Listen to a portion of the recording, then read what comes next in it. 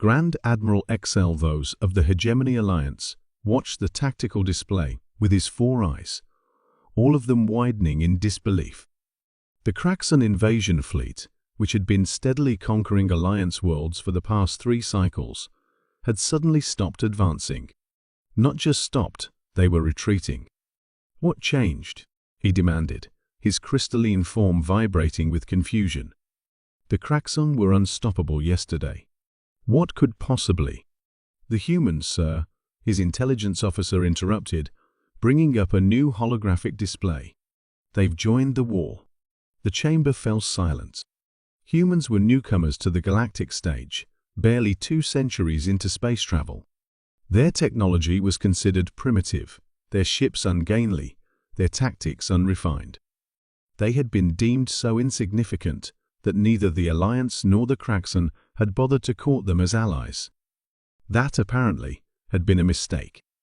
"Show me, XL," those ordered. The main display activated, showing footage from the frontier world of New Haven.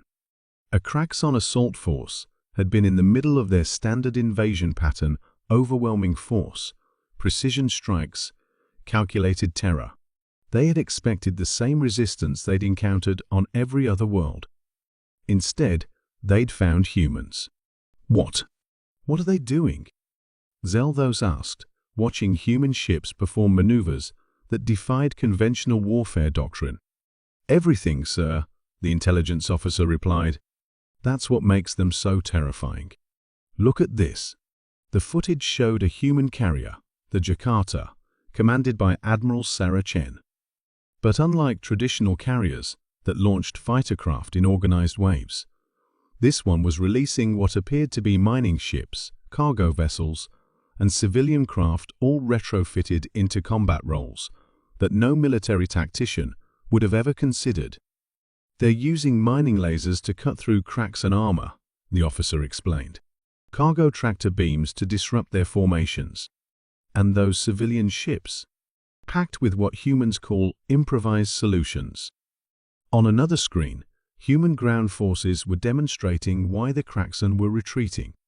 The invaders had expected organized military resistance. Instead, they found themselves facing everything from traditional soldiers to civilian militias, each group fighting in their own unique way.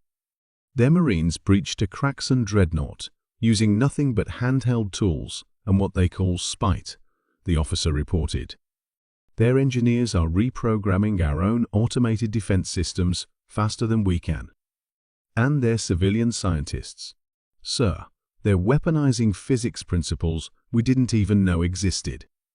A new transmission cut through their tactical feed. Admiral Chen's face appeared, addressing not just the Alliance command, but all ships in the sector. "To all combatants," she announced, her voice carrying an edge that made even the crystalline officers vibrate with unease. "The United Earth Federation has officially joined this conflict. We have reviewed the situation and found both the Kraxan invasion and the Alliance's response to be insufficient." She gestured, and new tactical data flooded the displays. The Kraxan rely on overwhelming force. The Alliance relies on traditional military doctrine.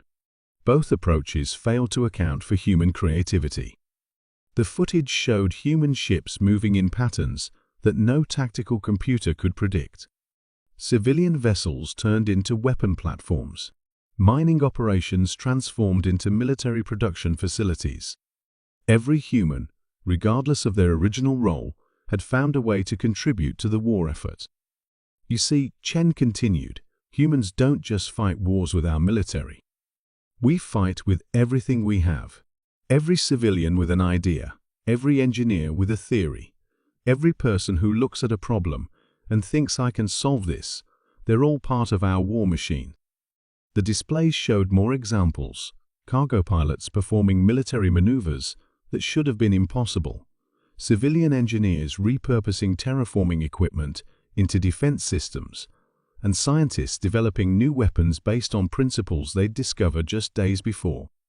"The Kraxan made the mistake of thinking that military might alone wins wars," Chen said.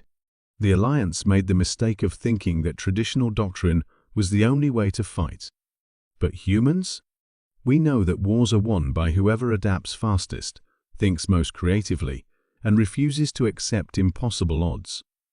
As if to demonstrate, a group of human mining ships suddenly transformed their drilling lasers into a makeshift point defense grid, shredding an incoming Kraxon missile barrage in ways that violated several laws of physics. To the Kraxon, retreat now. To the Alliance, adapt or stand aside. Humanity has joined this war, and we bring with us something more dangerous than advanced technology or superior numbers. We bring human ingenuity, human determination, and human creativity. We bring our entire civilization, every individual, ready to find new ways to fight. The war ended 3 weeks later. The Kraxon, faced with an enemy they couldn't predict or outmaneuver, withdrew to their original territories. The Alliance, witnessing the true potential of human warfare, immediately offered Earth a permanent seat on their High Council. The official peace treaty included a new clause, insisted upon by both sides. Let it be known throughout the galaxy that the most dangerous force in any conflict is not the side with the most advanced weapons or the largest fleet. It is the side that can turn civilian miners into void warriors, engineers into weapon designers, and everyday people into soldiers.